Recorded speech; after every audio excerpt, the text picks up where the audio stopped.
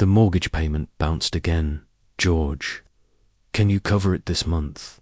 My name is George. I'm 22 years old and I've been paying the mortgage on Orphamilly's Lake House in Burlington, Vermont for the past 3 years, while juggling 2 jobs and a full course load at the University of Vermont. My dad, Vincent, called me every month with fees and request, always casual, like I was some kind of financial safety net heckled pull whenever things got tight.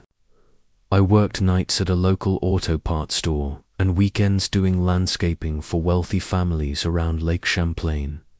Every dollar I earned seemed toddy sappier into that house, a place I barely got to enjoy anymore, while my younger sister, Brianna, spent her summers lounging on the dock with her friends. I was either working or studying for my mechanical engineering. Sure, Dad, I'll transfer the money tonight, I said. Same as always, but something felt different this time. There was excitement in his voice, asmogness I hadn't heard before.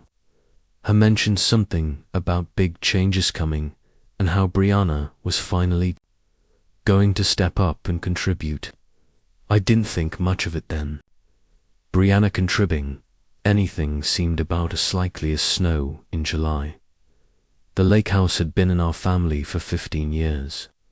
Dad bought it when his construction business was booming back when I was 7 and Brianna was 5. Those early summers were fishing with Dad at dawn, swimming until our fingers pruned, roasting marshmallows while Mum told stories around the fire pit. But Mum passed away when I was 16 and everything. Dad threw himself into work. Brianna developed a taste for expensive things, and I somehow became the one holding everything together. I'd been covering the mortgage since I turned 19. Dad said it was temporary, just until business picked up again.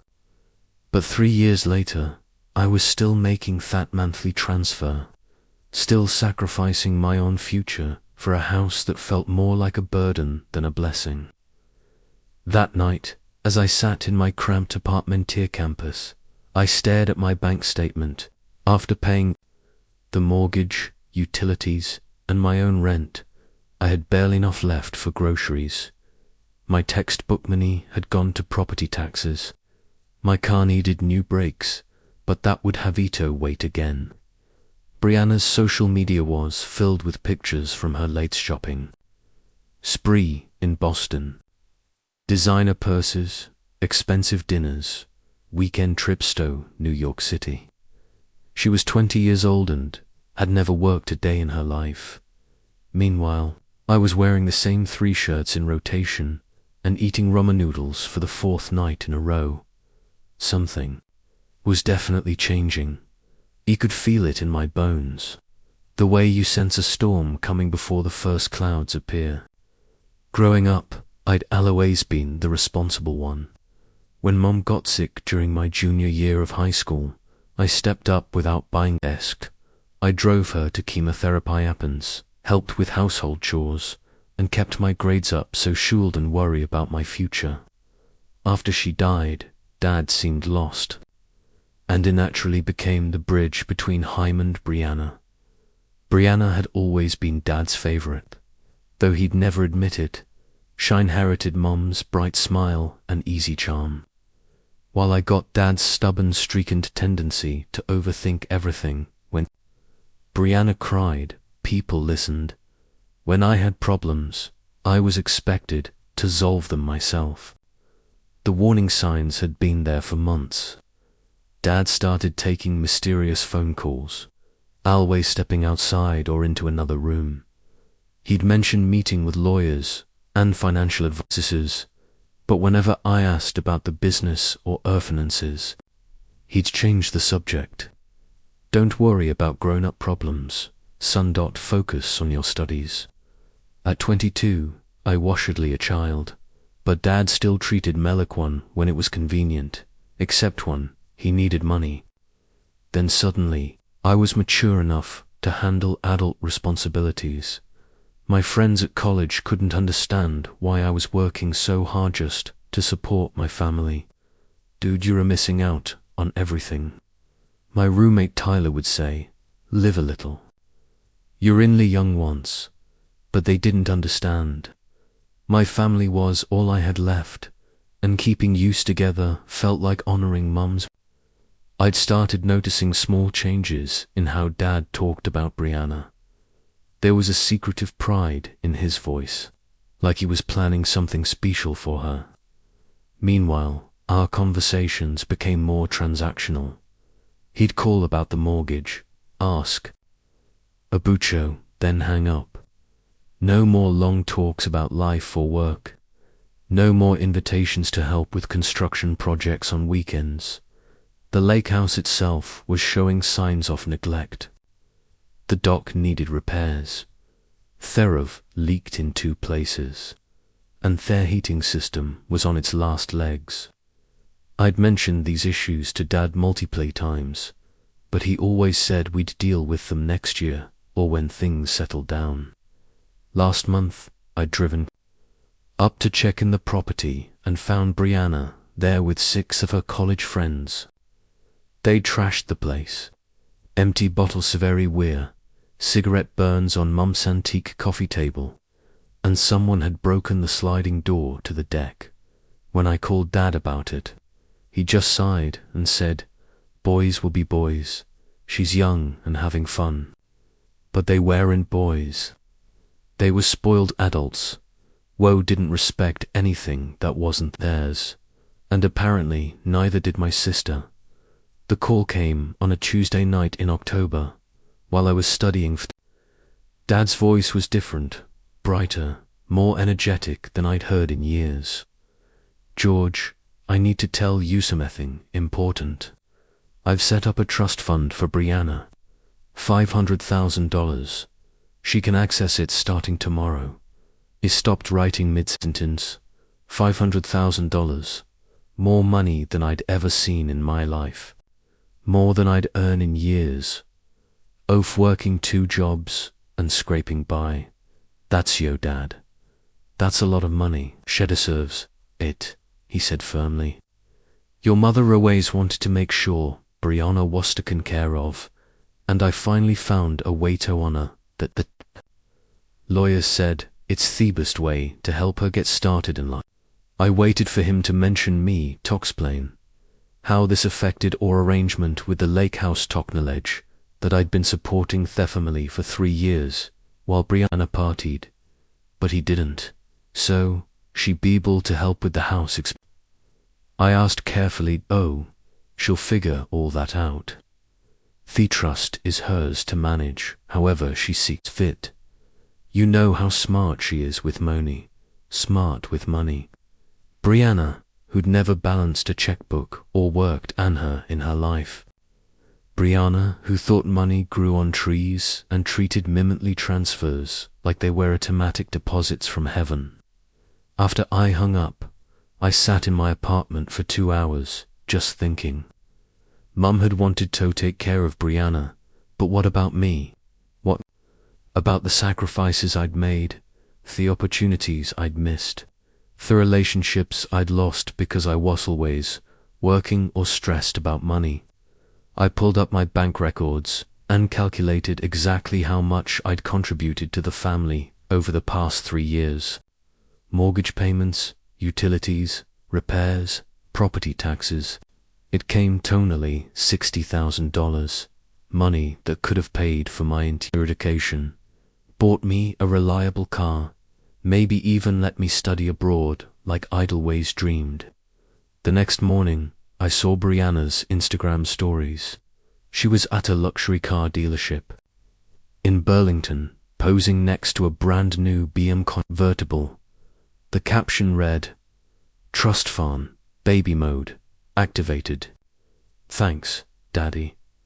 She'd blown $40,000 in 1 day on a car while I was driving a 15-year-old Honda with a rattling exhaust and tires that should have been replaced months ago. I closed the app and opened my banking boob site. For the first time in 3 years, I wasn't going to make that automatic transfer to the lake house account. If Brianna had $500,000 top lay with, she could figure out how to pay a $3,000 mortgage. I felt lighter than I had in years, and also terrified. The first text came. 2 weeks later, writers, I was leaving my morning engineering class. Mortgage is due today. The payment didn't go through. Can you handle it, Dad? I stared at the message for a long moment, then typed back. I thought Brianna was handling house expenses now with her trust fund. My phone rang immediately. George, what's this about? You've always covered the mortgage. Brianna's money is for her future, not family bills. Dad, I've been covering it for 3 years, while working 2 jobs. I need to focus on my own future now. There was a long pause. Son, we can't afford to lose this house. It's all we have left of your mother. The guilt hit exactly where he intended, but I'd been thinking about this for weeks, running scenarios in my head, preparing for this conversation. Brianna just bought a $40,000 car. The mortgage is $3,000 a month. She could cover it for over a year with what she spent on that BMW. That's different, Dad said, his voice hardening. That car is an investment in her image, her confidence. You don't understand the pressure she's under. Pressure, I almost laughed. The pressure of choosing between designer handbags and spa treatments. I can't do it anymore, Dad. I'm behind on my own rent. I'm eating 1 meal a day and my car is falling apart. I need to take care of myself. Fine, he said, the word sharp as a blade. I'll figure something else out. But don't come crying to me when you'll realize how good you had it. He hung up, leaving me standing outside the engineering building with my hand shaking. I'd never directly defied him before, never put my own needs first. It felt foreign and terrifying and somehow necessary. Over the next week, I learned just how deep the trap was. Dad called my Uncle Patrick, who'd co-signed the original mortgage years ago. Uncle Patrick called me, confused and concerned. George, your dad says you've abandoned the family. He's asking me to take over payments, but I'm 3 years from retirement. Myself, what's going on? He explained the situation, and Uncle Patrick was quiet for a long time. Jesus, kid. 500 grand for Brianna and nothing for you after everything you've done. It's not about the money. I lied. It was absolutely about the money. But also about respect, recognition, basic fairness. Like hell, it isn't. Your dad's lost his mind if he thinks that girl can manage a trust fund responsibly. But Dad wasn't thinking rationally. He was running on guilt and favoritism and a fantasy version of Brianna that existed only in his head. Meanwhile, my sister was posting pictures from a week-long vacation in Miami, apparently unaware that their family was facing financial crisis. I started getting calls from Brianna's friends, people I barely knew, asking if I was really going to let the family lose the lake house over money. Somehow, I'd become the villain in this story, the selfish son who'd abandoned his responsibilities. The worst part was doubting myself. At night, lying in bed, I'd wonder if I was being petty and vindictive. Maybe he should just make the payment one more time, give them a chance to figure things out. But then I'd remember Brianna's Instagram stories, her casual cruelty about money, and my resolve would harden again. 2 weeks after my conversation with Dad, I got a call from the bank. They were starting foreclosure proceedings. Dad had listed me as a reference on the mortgage documents, and they wanted to know if I was planning to bring the account current. No, I said quietly, I'm not.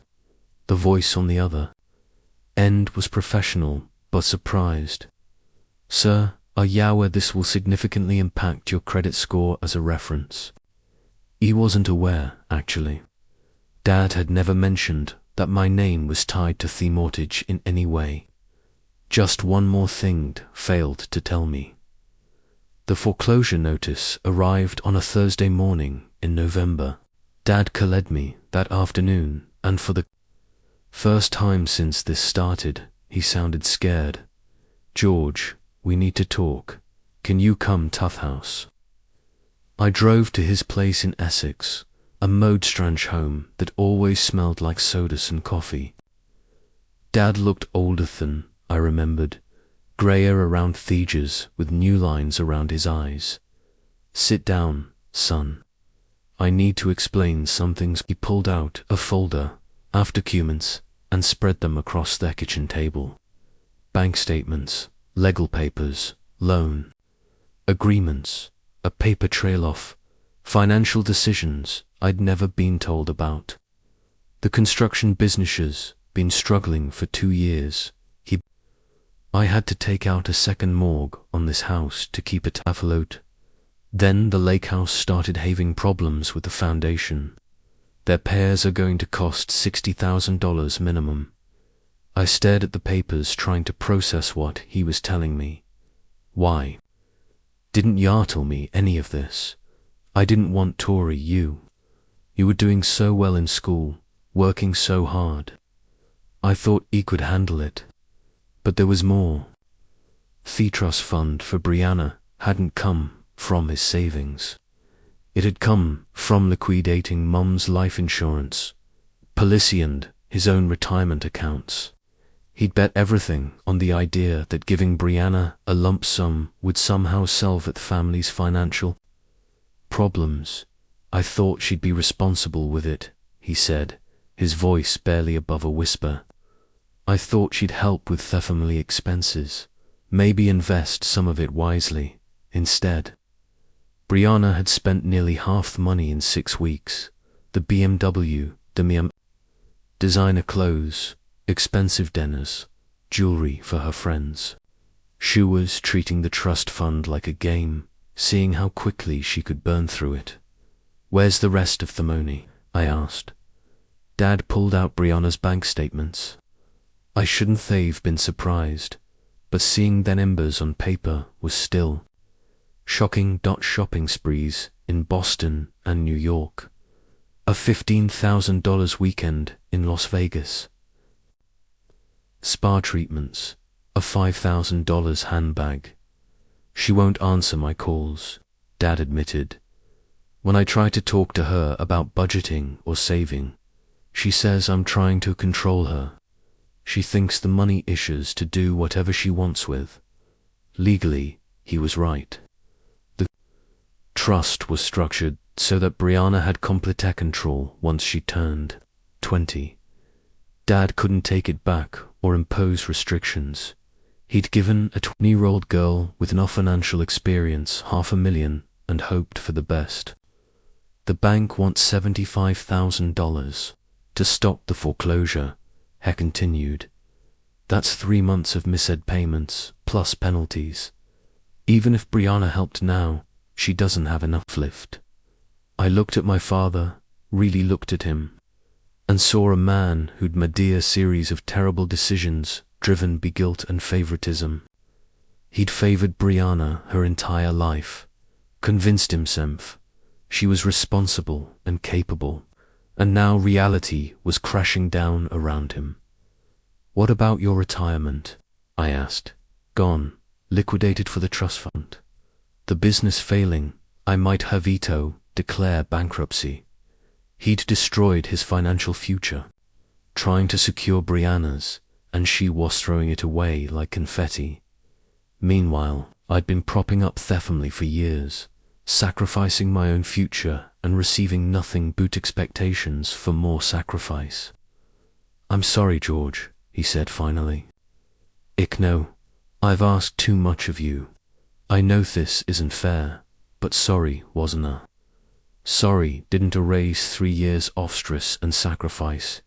Sorry didn't pay for my education or fix me. car or give me back the opportunities I'd missed. I didn't make any dramatic declarations that day. I just listened, nodded, and told Dad I needed time to think. But driving home, my mind was already working, calculating, planning. The next morning, I called my academic advisor and explained my situation. Dr. Elizabeth Morrison had been my mentor since freshman year, and she understood the pressures of putting through school. George, you qualify for emergency financial aid. There's also a work-study program with the engineering department could help cover your expenses. First time in years, I started thinking about my own future instead of me family's problems. I applied for the work-study position, filed for emergency side, and began looking into scholarship side. Never had time to pursue because I was too busy working 2 jobs.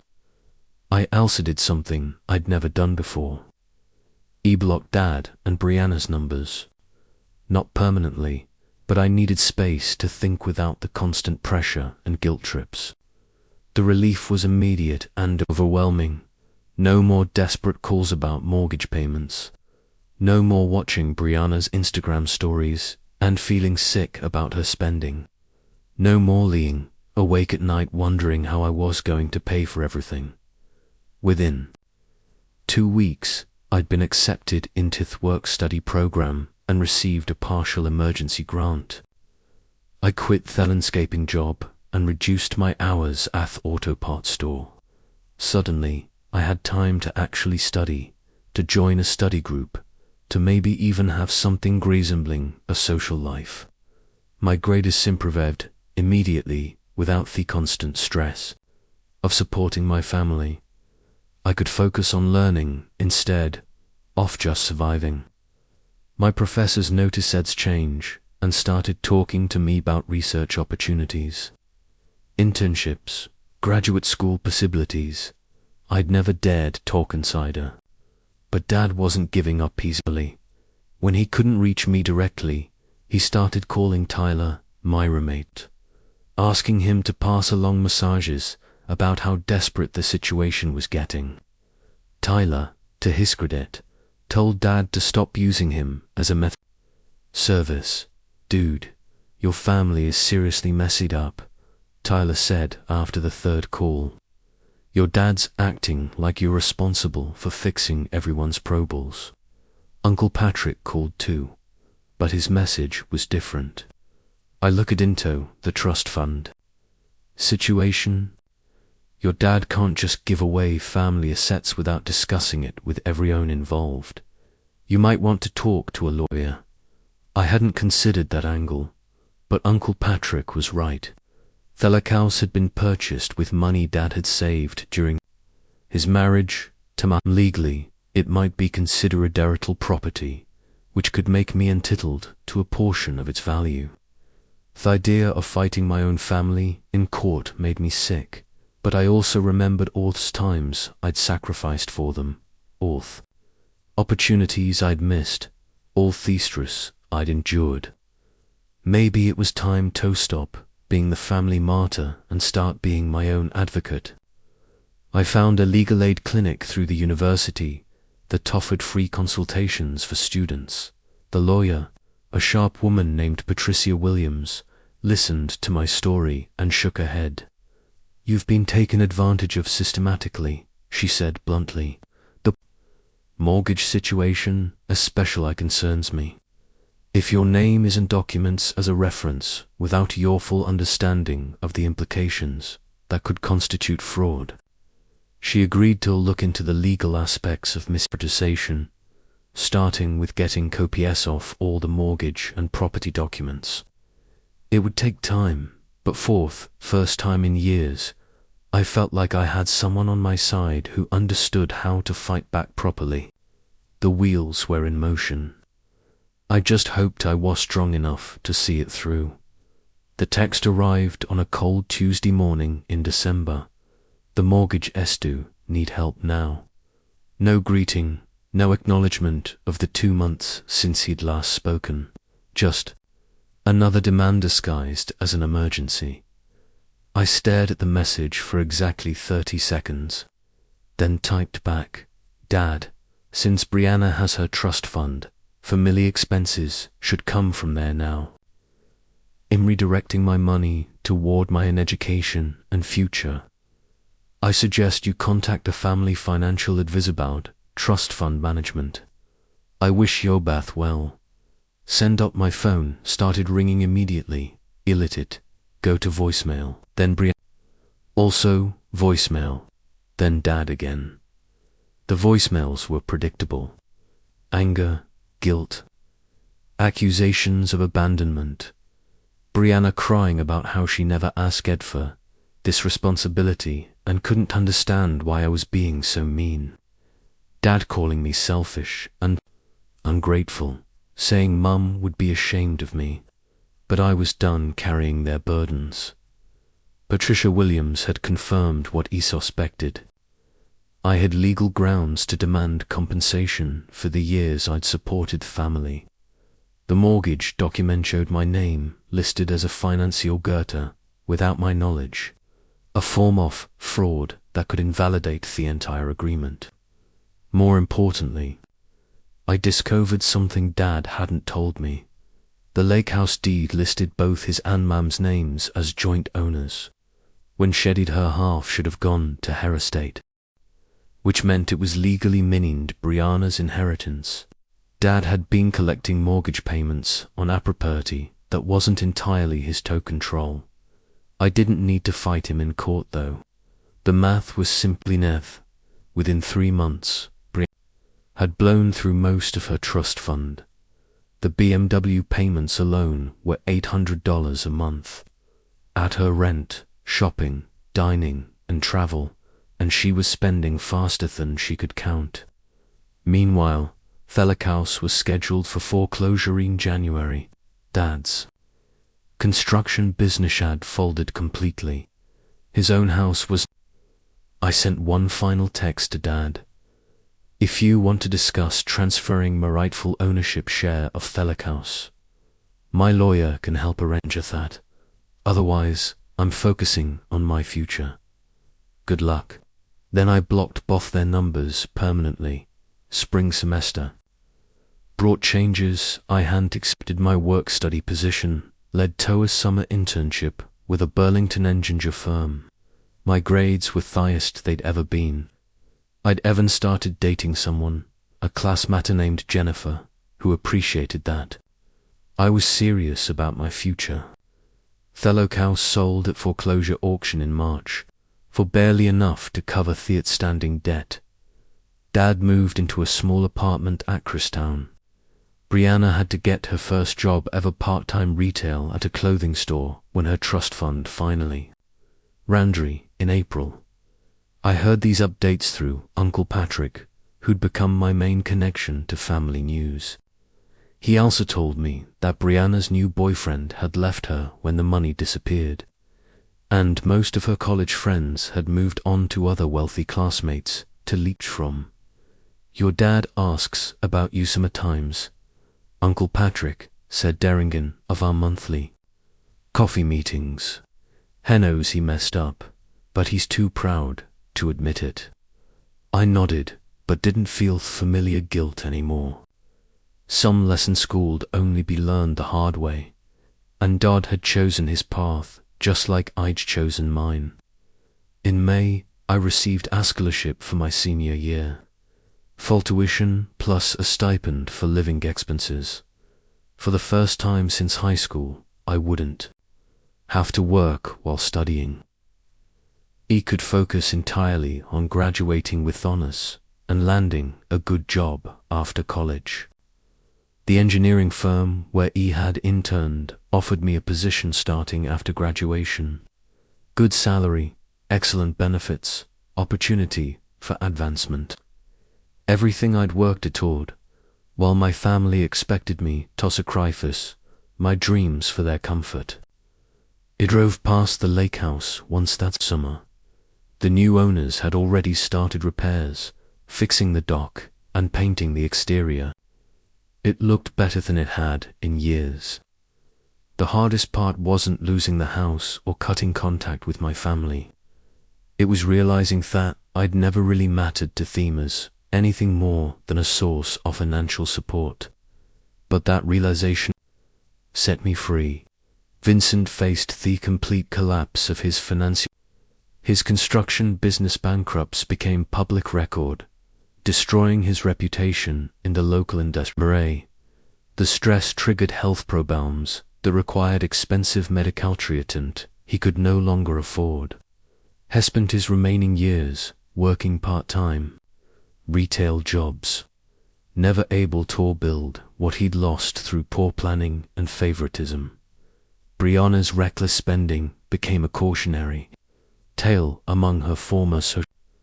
When her trust fund evaporated, she discovered that most of her friendships had been based on her ability to pay for expensive outings and gifts.